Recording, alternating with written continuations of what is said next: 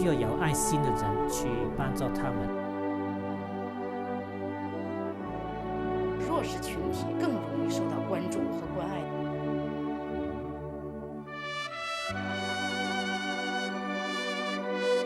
I think it's a very good name.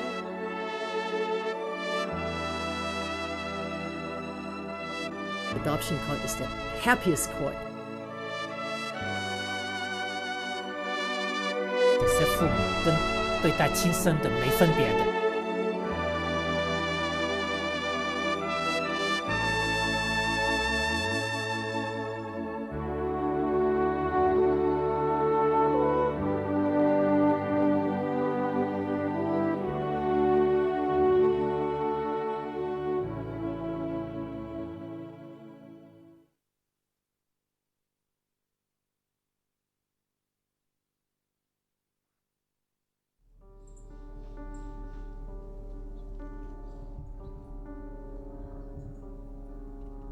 This family is situated in a sunny and beautiful San Francisco suburban area.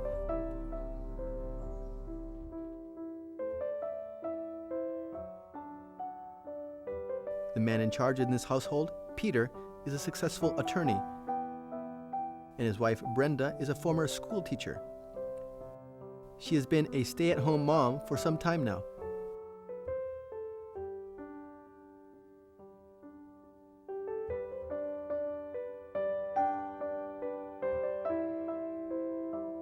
The two lovely daughters, dark hair and dark eyes, draw a contrast between that of their parents. The children and their parents come from different countries, different backgrounds, and they are of different races. These girls were once abandoned children in China.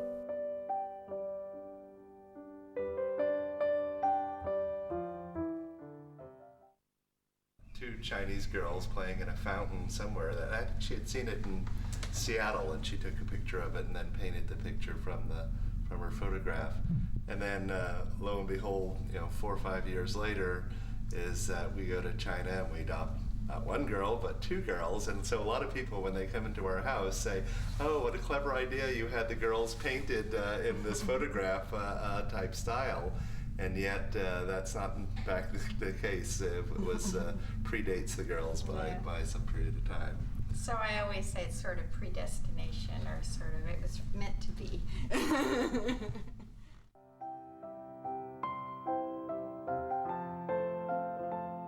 The Hanchins brought this painting about 4 or 5 years before they decided to adopt children from China. Maybe, subconsciously, they were already drawn to China.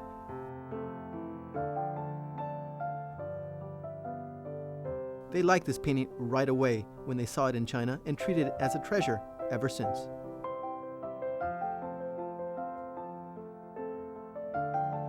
They love the Chinese culture and especially the children there.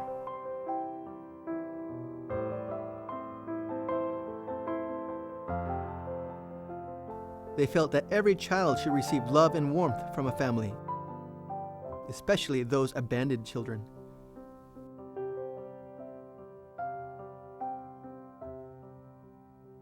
This is a painting of their daughters when they see the picture on the wall.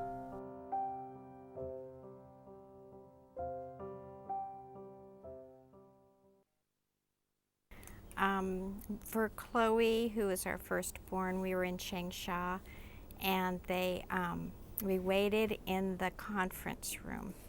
First, when we got off the plane, we had a facilitator named Ren who was wonderful. And we got off the plane, and it was a rainy night in Changsha, and he walked up and he said, "You must be the new parents." And it was like, it's just the most amazing moment. And then the next day we went to the orphanage, and we waited in this conference room, and they brought us tea, and we waited and we waited, and we could hear footsteps up and down the hall, and we waited and we waited, and finally they brought her in, and it was just, she was tiny and she was beautiful, and we were instantly in love, absolutely instantly. And then when Quinn was born, when we went to adopt her, she was 14 months old, and we took Chloe with us. and that was in a group, which there are benefits to that too. And they brought the babies to the hotel where we were staying. So we were in the, everybody had their doors to their rooms open into the halls, and they brought the babies down, and Quinn was already walking or running. she was really lively, and so we gave her Cheerios, and she was just darling. It was, it's just instant love.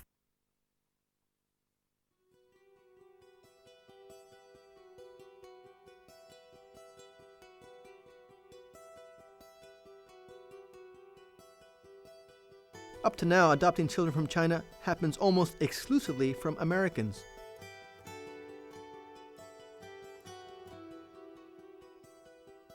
These special families weave stories that are filled with sunshine and colorful imageries from a land far away in the U.S. These stories are about how ideals and realities are created through love, sacrifice, understanding, and kindness.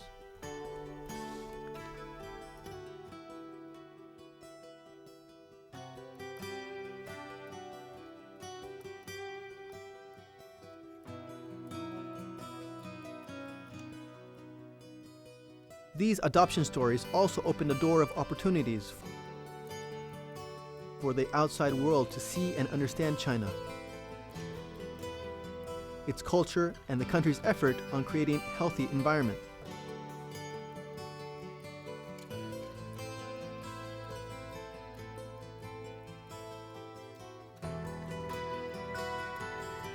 Love has no borders. It crosses all racial and cultural boundaries.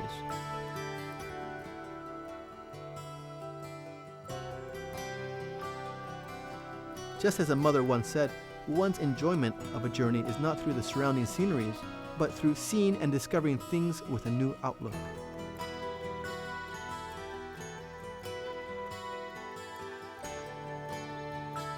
This is an exciting and touching journey. It not only reveals the beauty of the California sunshine, it reports the painstaking journey this American couple took to China, thousands of miles away, and their joys from having adopted the children. It accounts China's foreign adoption policy's revisions.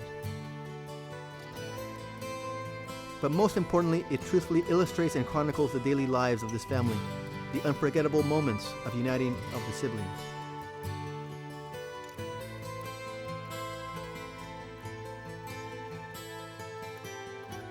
Modern airport that's in Changsha now, and it was raining, and it was late at night, and we walked in, and our facilitator met us there and said, "Oh, are you the new parents?" And that was very emotional for us. The couple has two daughters. The older sister Chloe is 13 years old, and the younger sister Quinn is 11 years old. Mr. Hanshin had a business in China before they adopted the children. The couple traveled back and forth between China and the US during the 1990s and thought that they had a fairly good understanding of China. They felt comfortable adopting from China because they felt the children there were healthy, and they felt the Chinese were especially kind. They reasoned that they should adopt from China because the children would be able to befriend their friends in China, so that they would have a more supportive environment growing up.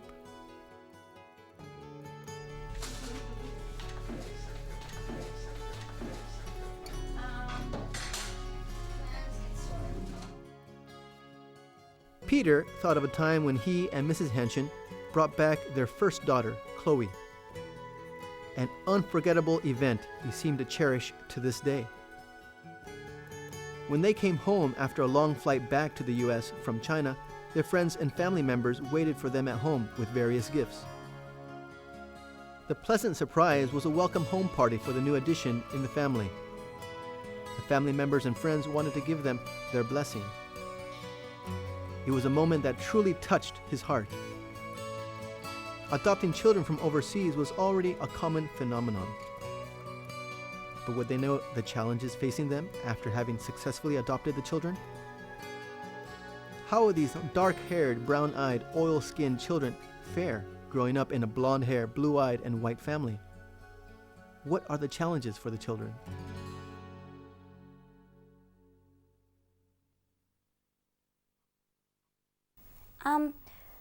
We sometimes talk about it at dinner or other times, mostly when I ask them questions about where I was born, though.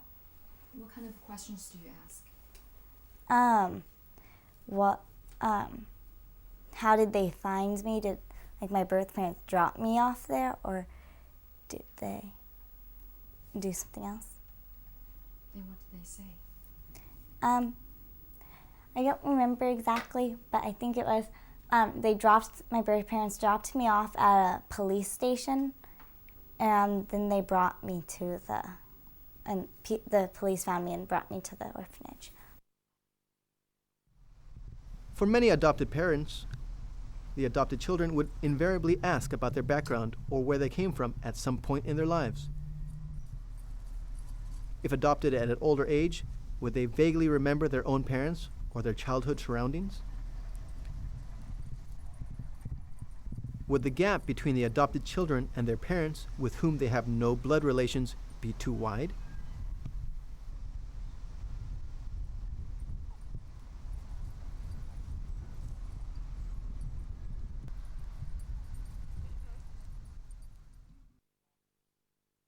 Well, we read stories to them from the time they were able to listen to stories. So there are so many great books out there that you can read to children that are age appropriate.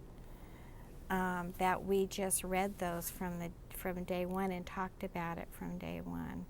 And I always thought it would be a very difficult thing to talk about, but these books give you a way of talking about it in a non-threatening way. So they've always known that they were adopted from the moment they could understand it.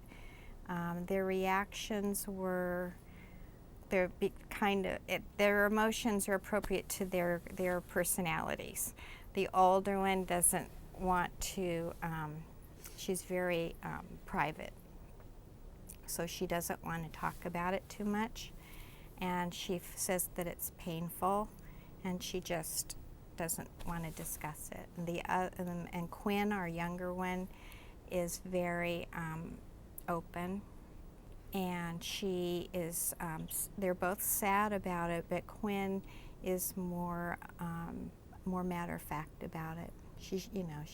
It's just a fact of life with her.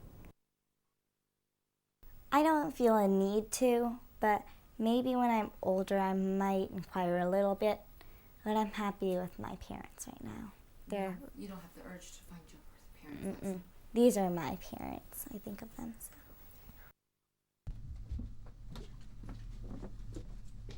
The girl's mother used to be a full-time teacher. When Chloe and Quinn came to the family, Mrs. Hanshin ended her daytime job as a teacher in order to take care of the family. They live in a clean and spacious garden home, complete with tulips, crocuses, etc. Throughout the year, the air would be filled with fragrance of the flowers. But the children and their parents seem to have no problems communicating with each other. In fact, there is apparent peace and harmony in this family.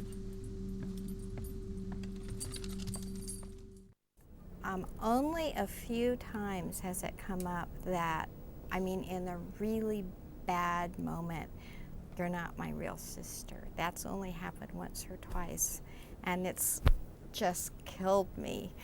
And I say, well, we are all a family. We are all a forever family when you are real sisters, and you will always be real sisters, and you need to treat each other with respect, and that has nothing really to do with how they treat each other. That's the age they're at. But that's what they use that as one time as an insult. And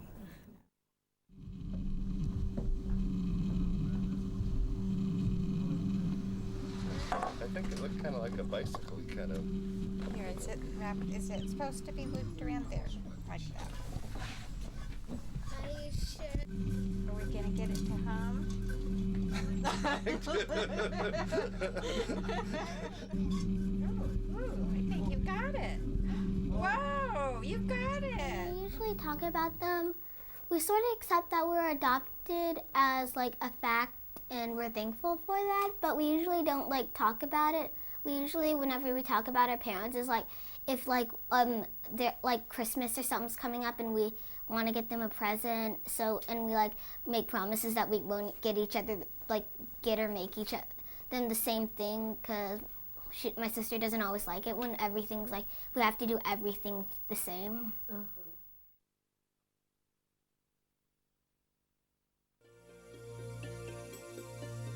These adopted children faced the cruelest destiny the moment they were born, because they were abandoned with nowhere to go. Maybe there were unknown reasons that caused these parents to leave these innocent children to others. But in 1992, the door to foreign adoptions opened windows of opportunities to these children, who wouldn't otherwise have new homes. But in 1992, the door to foreign adoptions opened windows of opportunities to these children, who wouldn't otherwise have new homes. These homes transcended race, blood relations, and lives that they were originally destined for.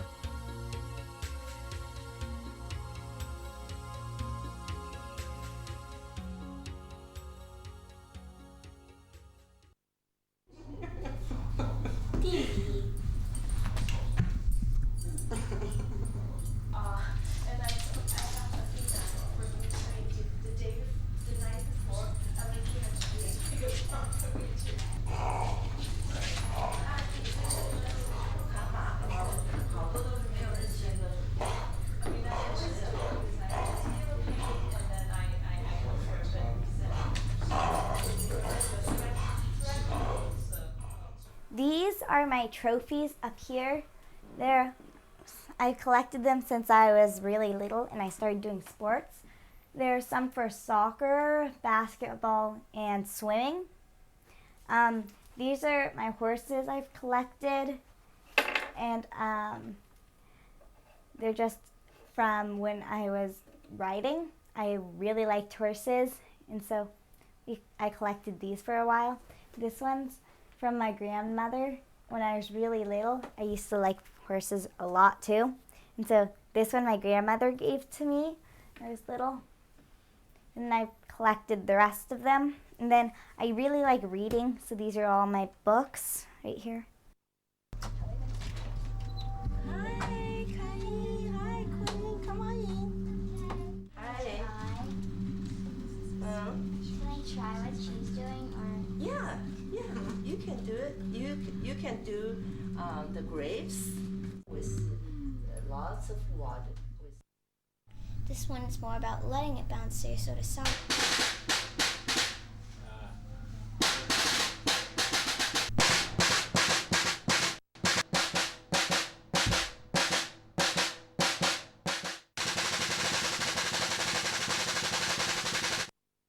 And you can imagine, 20 years from now, when they're 30 years old, how small and how close, hopefully close-knit, this world is going to be. So that would be something that would be wonderful if they had an interest in that, is that whether it's on a formal basis where you're an ambassador or not, but you can be an ambassador on a lot of different levels. It doesn't have to be with the government. You can be an ambassador by just culturally, being aware of people, respecting people, corresponding, communicating with people.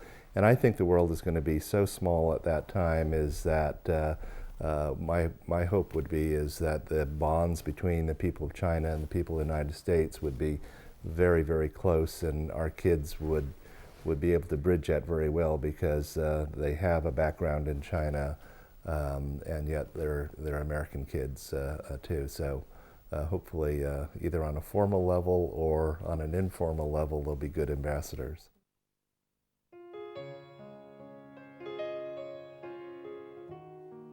In 2006, the Prince of Peace's Foundation in the US, the Chinese government, and the Cultural Education Fund co-sponsored a cultural trip to Southwest China. The Hanshins took their 2 daughters to their birthplace, China, once again. They were already elementary school students then. Along with other children, they toured the Great Wall, the Forbidden Palace, and many other historical sites. The beautiful sceneries and the Chinese cultural tour left them with good impressions.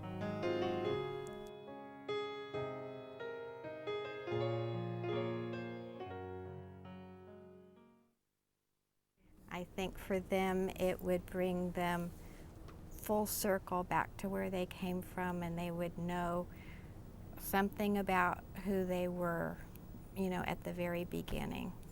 And to not have that, I think, has to they must feel a very big void in their hearts, not to know where they came. They know where they came from, but not who they came from. And I would like very much for them to have that. I don't know if they'll ever be able to, but if the opportunity ever arises.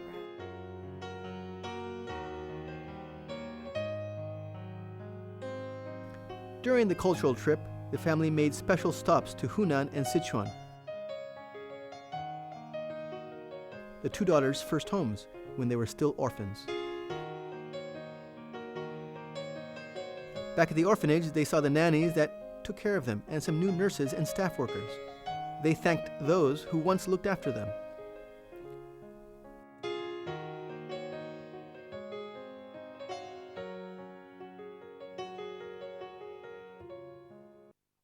Well, I used to, when I was little, want to be a horse instructor, but I don't really want to be that anymore. I'm not sure what I want to be, but when I get older, well, I'll try to see what the opportunities are and what I'd like to be. Yeah, I think it would be like cool to adopt a kid or something, you know, when I grow up. But sometimes I think more about living now. So I know I have like some plans. Like I think I might like adopt a kid when I'm grown up. But most of the stuff that like for the future, like my job or whatever, I think I'm just gonna decide like when it's time.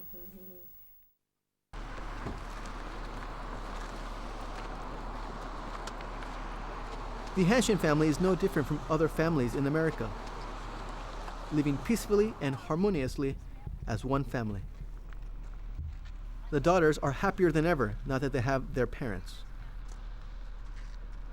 In their daily lives, they would run across issues just like other families. But what we see are 2 beautiful daughters who fully depend on their parents' love and attention. In time, they will grow up and find their places in life.